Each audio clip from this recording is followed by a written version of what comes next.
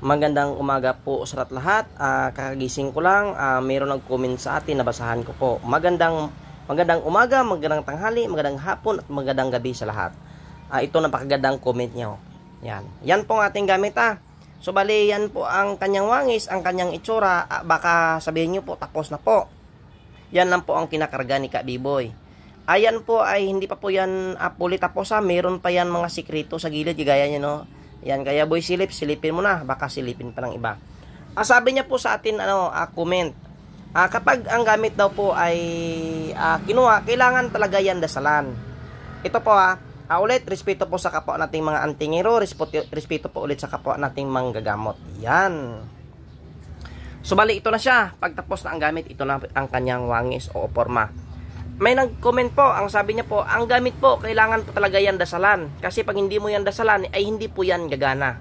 Tandaan nyo po, ako na po ang nagsabi, ang aking pong gamit automatic, pag suot po ng galing sa akin, nablisingan ko na yan, napagana ko na yan, yan po ay isuot mo na, wala na pong kailangan yung dasal-dasal na yan. Pwede po magdasal ka sa Panginoon, yung Ama namin, Aba Ginoong Maria, luwalhati, yan po ang dasalin mo. Kasi nga, ang sabi ko pa, ang aking pong gamit, pag kinuha mo po automatic kahit hindi mo na yan dasalan. Ito po, ang iba po kasi na mga antingeros o mga gamot, kaya nga po, wala na po dapat magagalita kasi nga, ang sabi ko nga, respeto. Kung sa aking pong sinasabi ay nasaktan po kayo, ay wala po akong magagawa dyan kasi sinasabi ko lang po ang totoo. Bakit nga ba ang aking gamit? Automatic, wala na po yung dasal-dasal. Ito lang pong tanong ko Pag ininom nyo ba ang paracetamol, sakit ang iyong ulo, kailangan mo pa ba yung dasalan? Para gagana yung paracetamol? Yun po ang aking ibig sabihin. Paano po ang kumuha nito ay matanda? Paano po ang nagkakuha nito ay inalihan po ng aswang, bata? 3 years old po or 5 years old. Kailangan pa ba magbasa ng Latin? Kailangan niya pa ba yung dasalan? Pagbata po ang kumuha ng ating gamit. Pakishare ng ating video para marami pong sa itong gamit na ito, itong sinasabi ko po, marami din pong maka-experience po na antingeros o manggagamot mo. Paano po bata? Yan, paano po matanda? Matanda na. Binigyan mo ng gamit kasi kinulam. Alam niyo naman ang Latin, napakahirap yan basahin. Huwag niyo po ikumparar po ang mga natural po na tao at sa ating po mga gamot o antingero. Huwag mo po silang padasalin po ng mga Latin na yan. Kasi sa totoo, ang Latin napakahirap yan gawin. Napakahirap yan basahin pala. Alam nyo naman po, napakahirap yan basahin ang Latin. Pag hindi ka marunong magbasa ng Latin, ay minsan ay nababaliw ka, natutuliling ka dahil sa Latin na yan.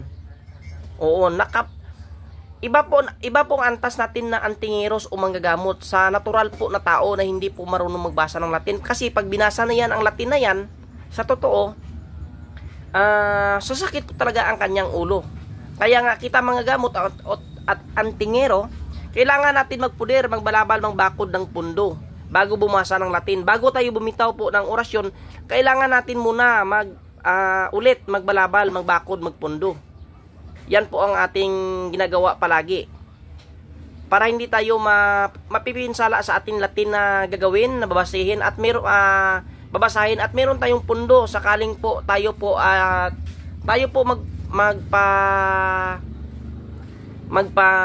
ng Latin, magbasa at maubos ang ating pundo. Pero sa akin po, kahit manggamot po ako, hindi ko na kailangan minsan magpuder, magbalabal o magbakot o magpundo. Kaya yan ang po ang aking gamit kasi ang iba ay sinasabi niya sa akin, okay lang po bro, mas lalong na-challenge mo ako. Nagpapasalamat pa rin ako sa iyo. Kaya kasi nga yan ang iyong comment. At siyempre marami din mga antingeros o manggagamot na kasi ang gamit daw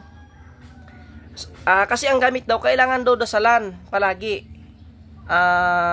para magkaroon ng buhay. Kaya nga binisingan yan, binuhayan bago binigay sa taong bumibili nito. Kasi nga buhay na siya. Pwede ka magdasal ng Ama namin, pero hindi ko po advisable na magbasa ka dyan ng Latin.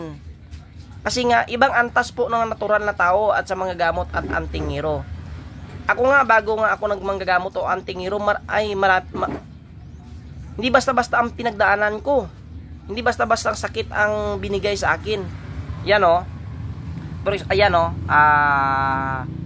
bagakay na walang butas at bao na walang mata. Yan. Yan po na mga gamit na yan ay automatic yan. Kahit binaril ka dyan na nakatuwad ka o nakatalikod ka, yan po ay gagana kasi material yan. Material na gamit. Parang paracetamol yan. Pag sumakit ang iyong ulo, pag ininom mo na, hindi mo na yan kailangan dasalan kasi nga automatic, kahit nakatuwad ka, automatic yan. Kaya nga naglalagay tayo ng mga materials. Kaya no, yan no, yan kita nyo yan. Kaya nga naglalagay tayo ng mga bato umo, mga kulog, mga infinito, mga crystallized na kabibi, at meron yan mga ura sa loob. Alam nyo ba kung bakit? Pag hindi po gagana ang ura sa loob, minsan nga tulog ang orasyon, gagana po itong material. Yan. Inre yan. At itong nuano at saka nuana. Yan po ang gagana. Yan po ang yan po ang sikreto ng paggawa po ng gamit. Itong mga bagakay na ito, mga rudraksya, yan, ito mga bao na ito, siya po ang gagana. Kahit hindi gagana yung dasal. Gagana po talaga ang material. Kahit nakatuwad ka dyan, siya po talaga ay gagana.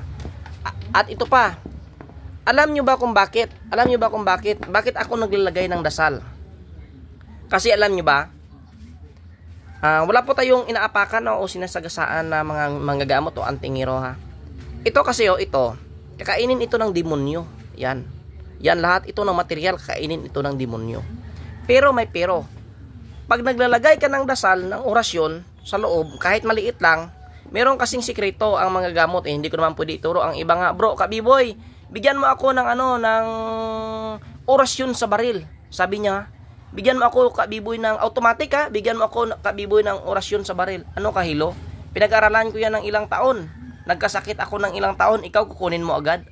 Ano kahilo? Swerte kayo, no? Yan. Kaya nga naglalagay tayo dito ng aura sa loob. Yan, ipapakita ko ha. Yan yan mga sikreto ng aura yan. Napakakapal yan na aura. Yan, tingnan nyo yan. Napakakapal yan na aura, na orasyon. Alam nyo ba kung bakit? Pag nilagay mo kasing aura dyan, takot dyan, engkanto, masamang espiritu, lalong lalo na ang demonyo. Demonyo talaga. Yung evil spirits talaga ang iyong makakalaban dyan. Kaya pag nandyan sa'yo ang dasal na yan, walang hahawak sa'yo na demonyo. Diyan sabi sa dasal na yan. Kasi alam nyo ba kung bakit? Kahit pinakamataas, alam nyo ba kahit pinakamataas pa na arkanghel, kirubin, serapin. Alam nyo ba ang arkanghel, kirapin, serapin? Mga alagad yan ng Panginoon. Sa totoo. Yan po ang aking nabasa sa libro dito. Kahit pinakamataas pa na arkanghel, serapin, kirubin, ay walang kapangyarihan makatingin o makahawak sa'yo. Tanging ang Panginoon lang ang pwedeng makahawak sa'yo. Kasi nga, ang mga arkanghel na yan, mga alagad yan ng Panginoon, pinakamataas yan na mga sundalo. Pero sinabi pa rin sa libro, wala pa rin sila kapangyarihan humawak o tumingin sa libro na yan. Ibig sabihin, malakas ang ating gamit, totoo. Alam niyo ba kung bakit? Nanggaling sa antingero at isang manggagamot ang ating gamit. Sikat po tayo sa social media. Marami po tayong followers. Diyan po ako nagpuhunan. Marami pong gamit ang kumuha sa atin. Hindi ako nagmamayabang, pero yan po ay totoo. Kaya yan, kung tingnan nyo, marami materials, mga infinito. Boy, silipin mo na kasi pinasilip ko na. Pero depende pa rin yan. Dito po tayo dito po tayo sa loob po ng dasal. Tingnan nyo. Yan. Yan, kita nyo. Ito po tinatawag na Tiktite o Billionite. Sa ibang bansa po, napakamahal po talaga ito ng Tiktite. Yan, Tiktite yan. Alam nyo ba kung bakit? Diamante ito sa babaw ng langit. Yan po ang mga kinakarga ko dyan. Meron akong mga sikreto, pero yan ipinakita ko na. At ito, diamante yan. Yan, mga diamante yan. Kahit 1,000,000 pa dyan na mangkukulam. Pag suot mo yan ay huwag kang matakot, hindi ka tabla ng kulam na yan. At hindi ako takot sa mga mangkukulam na yan.